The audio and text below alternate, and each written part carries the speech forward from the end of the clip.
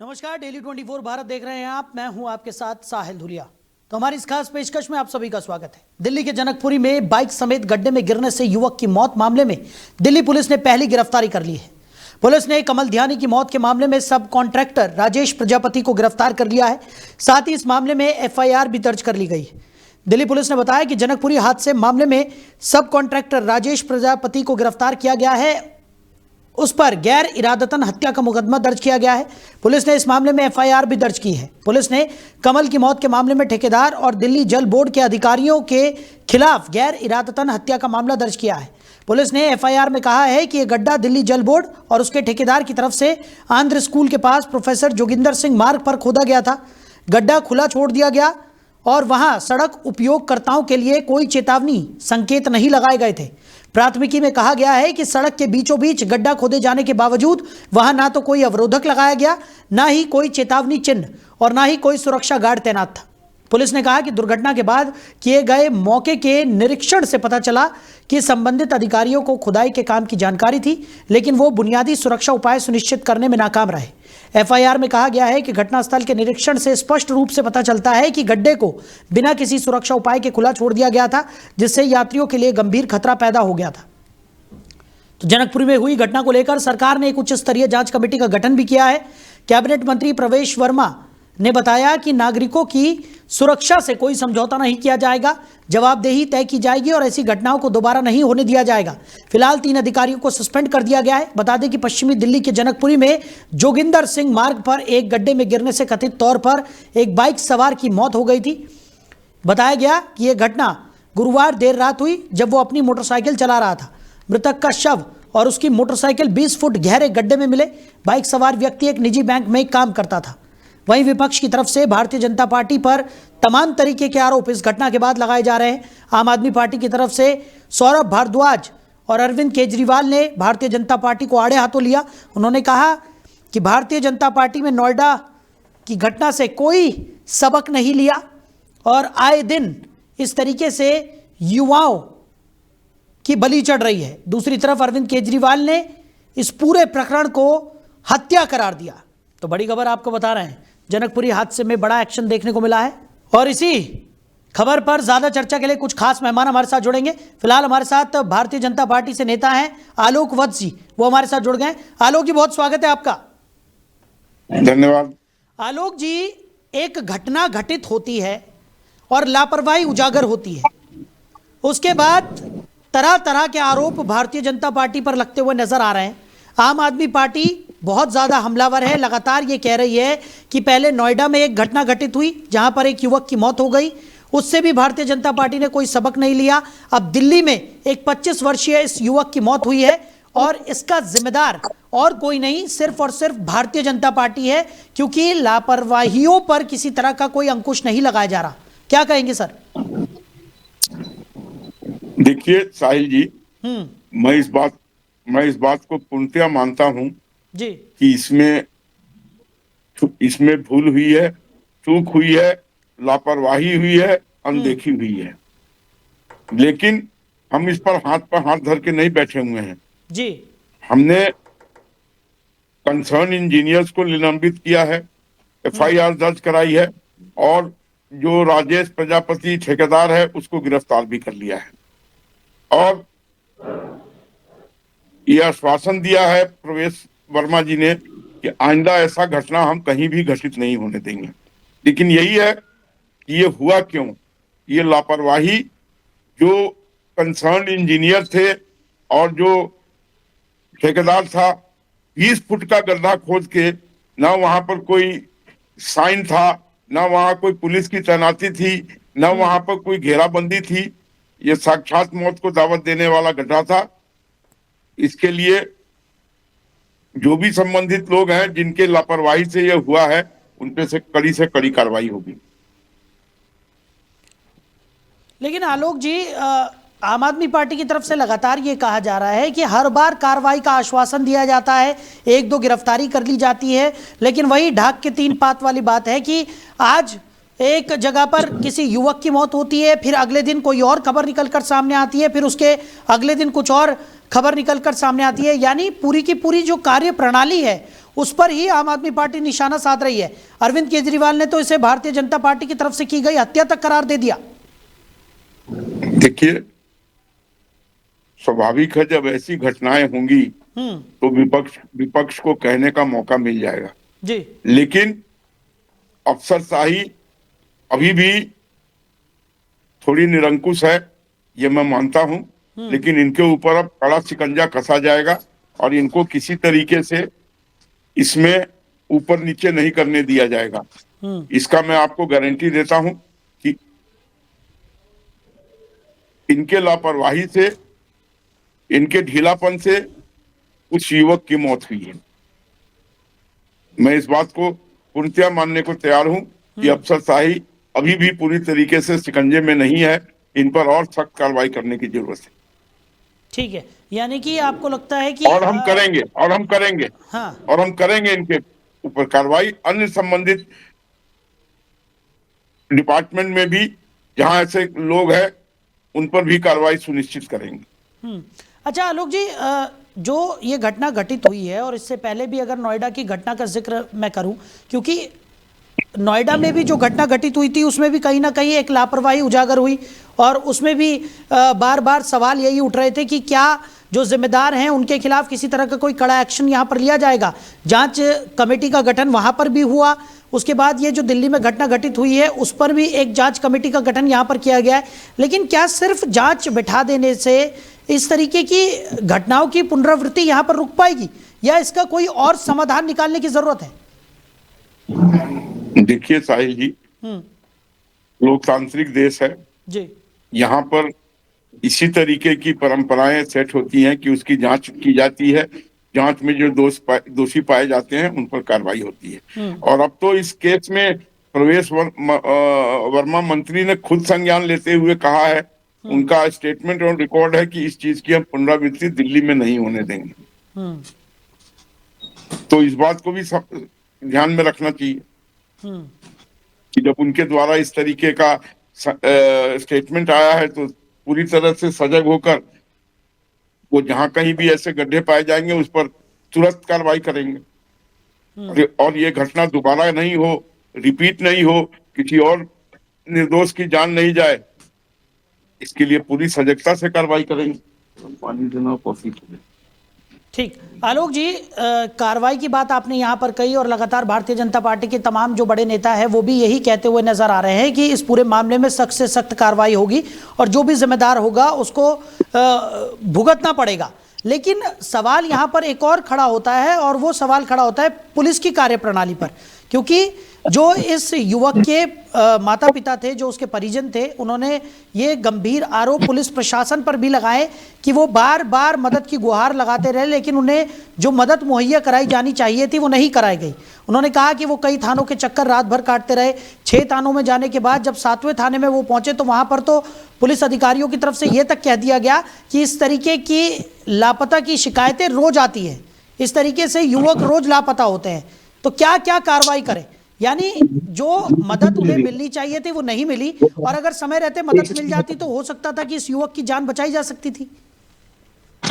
देखिए साहिल जी, मैं इस बात से पूरी तरीके से अग्री करता हूं कि पुलिस को भी उतना ही सचेत करने की जरूरत है।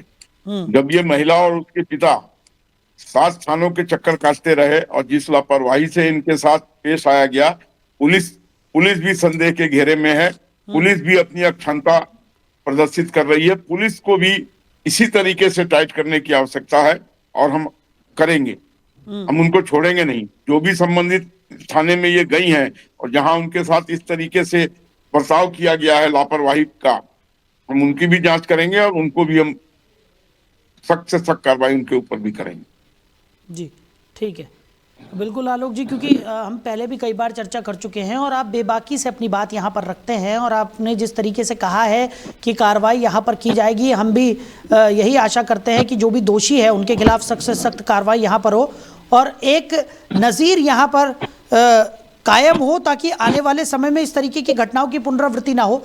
मनोज त्यागी जी, आम आदमी पार्टी के प्रवक्ता है, वो भी हमारे साथ जुड़ गए, उनको भी चर्चा में शामिल कर रहे थे। मनोज जी, बहुत स्वागत है आपका। मनोज जी सुन पा रहे हैं? जी धन्यवाद जी। हाँ मनोज जी, आलोक वत्स जी हमारे बिल्कुल साथ सुन पा जुड़े रहा हूँ हुए हैं, जी, भारतीय बिल्कुल जनता एकदम पार्टी के नेता हैं। जी।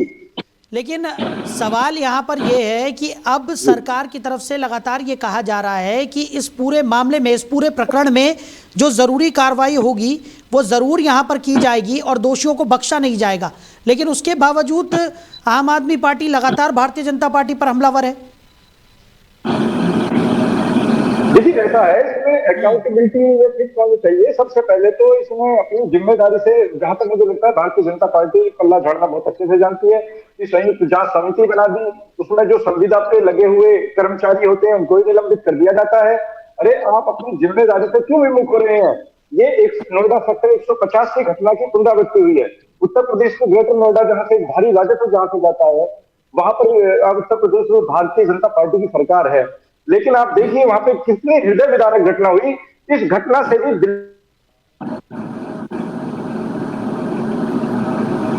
अभी इनकी सरकार है, इन्हें भारतीय जनता पार्टी को आम जनमानस की कोई भी चिंता नहीं है। इनको इससे बड़ी चिंता होती है ठेकेदारों की, उससे बड़ी चिंता होती है प्रशासनिक अधिकारियों की। ये बहुत गंभीर विषय है। किसी का एक लाल गया है जनकपुरी के जिस क्षेत्र में, जहां ये इस तरह का गड्ढा खोदा गया, वहां पर किसी तरह का कोई संकेतक नहीं लगाया गया। इनका कोई किस तरह का इनका एक्शन प्लान था? सेफ्टी के क्या क्या नॉर्म्स थे? कौन कौन से सेफ्टी का इन्होंने पालन किया? तो सेफ्टी का ये पालन नहीं करेंगे। और जब ये विपक्ष में रहते हैं तो आए दिन, जब तो अरविंद केजरीवाल जी के घर के बाहर आए दिन टेंट लगा हुआ होता था, धरना प्रदर्शन होता था। आज ये जिम्मेदारी से विमुख हो रहे हैं, अपनी जिम्मेदारी से पल्ला झाड़ रही है भारतीय जनता पार्टी। आलोक जी क्या कहेंगे? वो कह रहे हैं कि जिम्मेदारी से पल्ला झाड़ रही है, सिर्फ और सिर्फ खाना पूर्ति के लिए मात्र ये कह देना कि कार्रवाई होगी, इसका समाधान नहीं है। देखिए तो ये क्या चाहते हैं त्यागी जी कि हम उनको चौक चौराहे पर खड़ा करके गोली मार दें? लोकतांत्रिक प्रक्रिया है, जांच होगी और जो भी दोषी पाए जाएंगे, ऑलरेडी वो गिरफ्तार हो चुका है, 3 आदमी निलंबित हो चुके हैं, मिनिस्टर ने संज्ञान में लिया है, उनका स्टेटमेंट आया है कि हम आगे ऐसी चीजें नहीं होने देंगे। तो ये सारी चीजें यही इंगित करती है कि हम कार्रवाई कर रहे हैं। लोकतंत्र में जो प्रक्रिया है उसको ही तो अपनाया जाएगा। कोई काला कानून तो नहीं है कि हम उसको चौराहे पे टांग के गोली मार दें। कैसी बातें करते हैं? अरे पहले सरकार पहले से कौन सचेत नहीं थी? सरकार अवगत नहीं थी। नोएडा, ग्रेटर नोएडा के अंदर नोएडा सेक्टर 150 में जब ये घटना हुई, पूरी देश दुनिया में, पूरी मीडिया पे चला था। तो इससे क्या प्रेरणा देने की आवश्यकता नहीं थी? यहाँ पे क्या होता है कि एक घटना होगी, एक बहुत बड़ी दुर्घटना होगी, उसके बाद में फिर कुछ ऐसा जाति धर्म का मुद्दा आ जाएगा, उधर डाइवर्ट हो जाता है।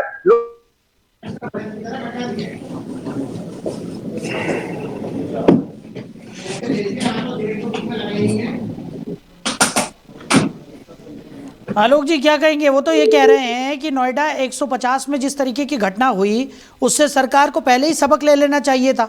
लेकिन सरकार सिर्फ इंतजार करती रही कि एक और बड़ी घटना यहाँ पर घटित हो, एक और युवक की जान चली जाए और उसके बाद वो लोग संज्ञान लें। देखिए ऐसी बात नहीं है। हाँ। वो दूसरे राज्य का मामला है, ये दूसरे राज्य का मामला है।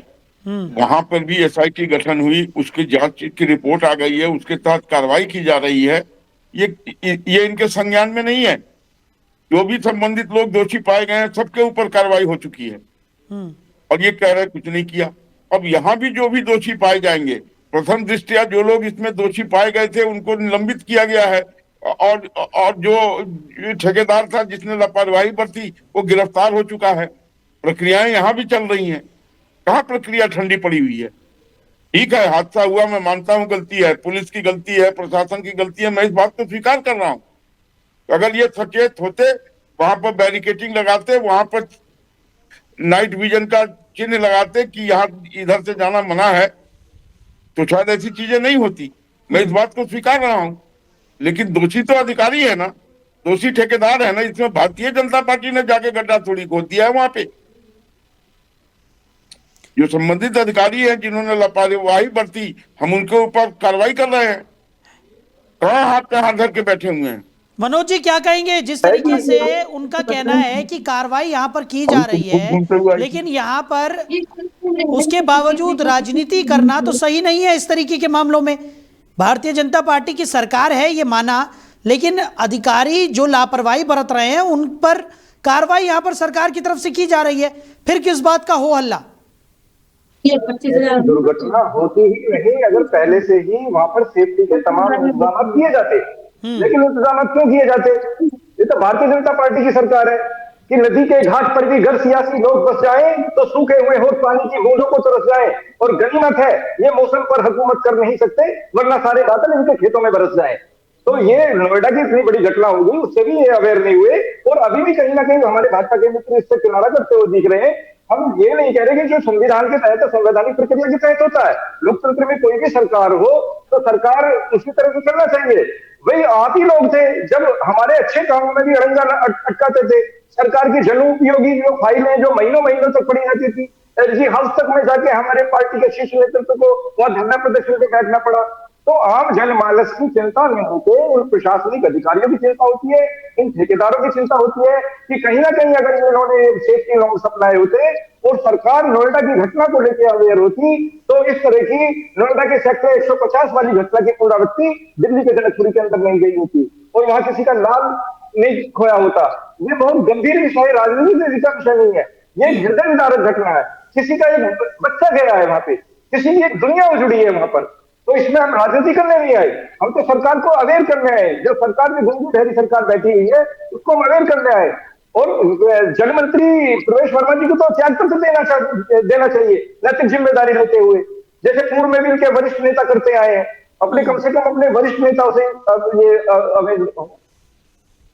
तो कहने का मतलब यह है कि हम यहाँ राजनीति करने नहीं आए, हम तो सरकार को जगाने आए, और ये बहुत गंभीर विषय है।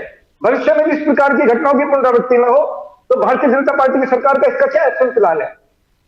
किस तरह का इनका आगे का एक्शन प्लान है? क्या रोड मैप है इनका? और इसमें जांच कमेटी बना दी, निलंबन कर दिया। अरे निलंबन में तो आधे माह की अवधि दी जाती है। अरे हम कहते हैं कि इनके खिलाफ एफआईआर दर्ज होनी चाहिए, अपराधिक मुकदमा दर्ज होना चाहिए इनके खिलाफ, और नैतिक जिम्मेदारी मानते हुए जल मंत्री प्रवेश वर्मा जी को अपने पद से त्याग पत्र दे देना चाहिए। अब ये पुलिस के ऊपर ठीकरा फोड़ रहे। अरे पुलिस किसके अंडर में आती है? सेंट्रल गवर्नमेंट के केंद्रीय गृह मंत्रालय के अंतर्गत आती है, उसमें भी आम आदमी पार्टी काम करेगी। आप अभी भाजपा के मित्र कह रहे थे कि हाँ इसमें पुलिस की भी थोड़ी सी लाका मिल रही है, पुलिस की रहा है, पुलिस का वो रहा है। अरे भाई पुलिस की है किसके कंट्रोल में? वहां भी सरकार का है आपका। अब तो केंद्र में और राज्य में दोनों में आपकी सरकार, तो आप बताइए इसमें किस तरह का वो करेंगे? आलोक जी जवाब दे दीजिए।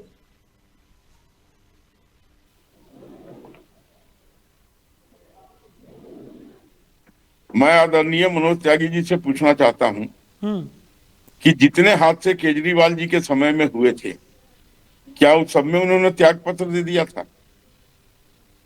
अगर वैसा प्रेसिडेंट सेट करते, क्या इनके 10 साल के रूल में कोई हादसा नहीं हुआ जिसमें लोगों की लापरवाही के चलते जान गई?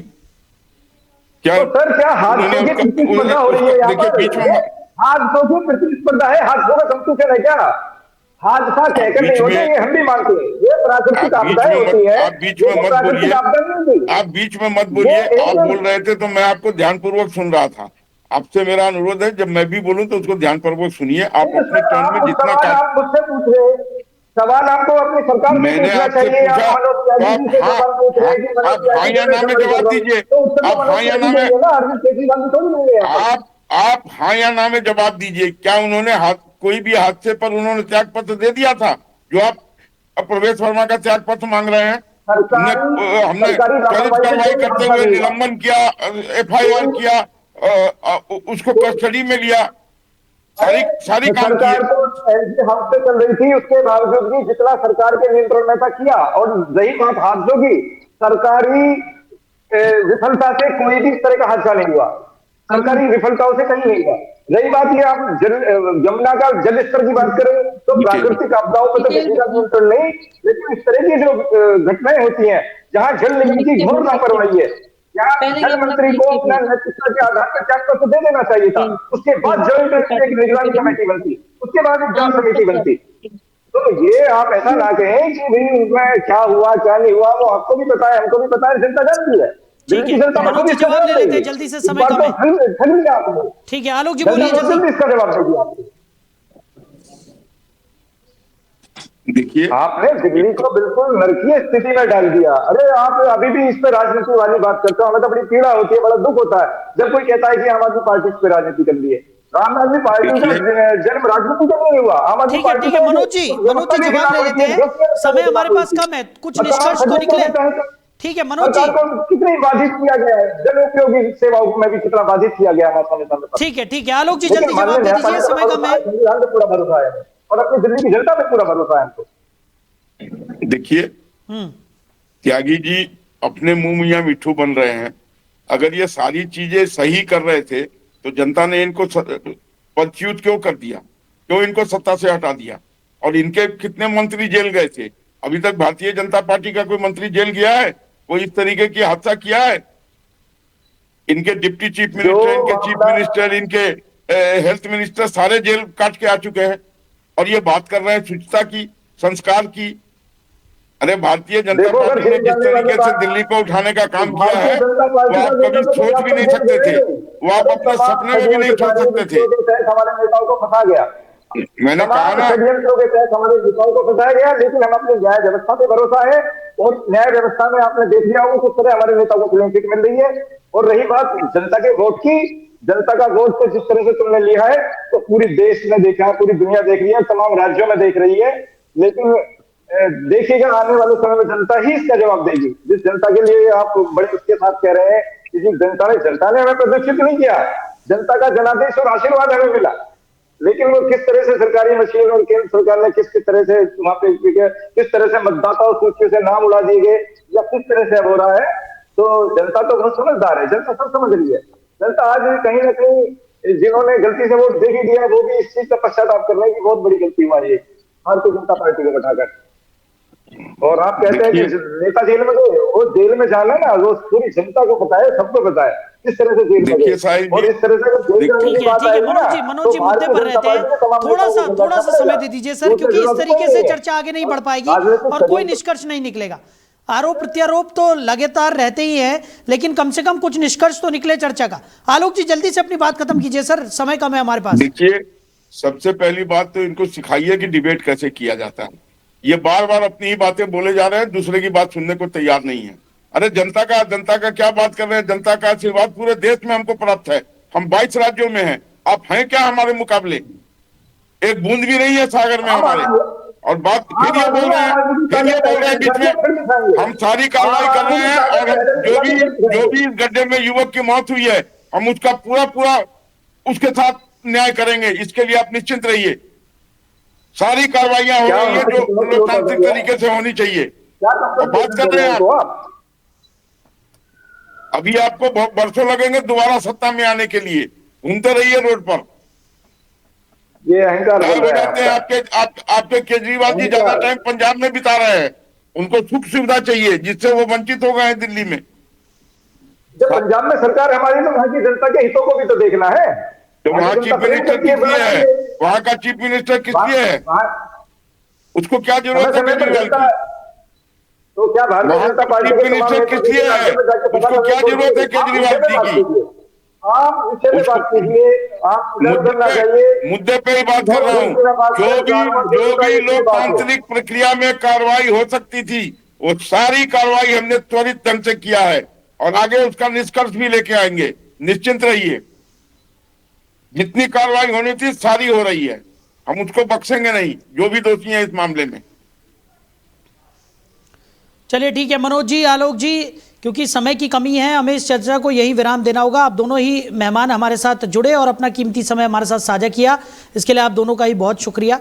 तो एक तरफ सब कॉन्ट्रैक्टर राजेश प्रजापति की गिरफ्तारी इस पूरे मामले में हुई है, जहां सरकार का कहना है कि इस पूरे मामले में जो भी जिम्मेदार होगा उसे बख्शा नहीं जाएगा और त्वरित कार्रवाई यहां पर की जा रही है। साफ तौर पर सरकार ने आश्वासन दिया है कि किसी को भी इस पूरे मामले में जो भी जिम्मेदार होगा, जिसकी भी जवाबदेही इस पूरे मामले में निकलकर सामने आती है, उसे बख्शा नहीं जाएगा। तो दूसरी तरफ विपक्ष लगातार सरकार पर हमलावर है। विपक्ष का कहना है कि सरकार एक के बाद एक हादसे यहाँ पर जो हो रहे हैं उनको श्रेय दे रही है।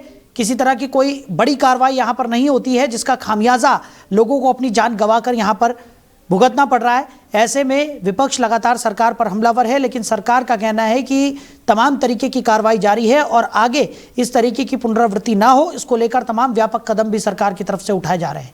अब इस पूरे मामले में और क्या कुछ निकलकर सामने आता है, इस पर भी नजर बनी रहेगी। फिलहाल हमारी इस खास पेशकश में इतना ही। बने रहिए और देखते रहिए डेली 24 भारत। नमस्कार।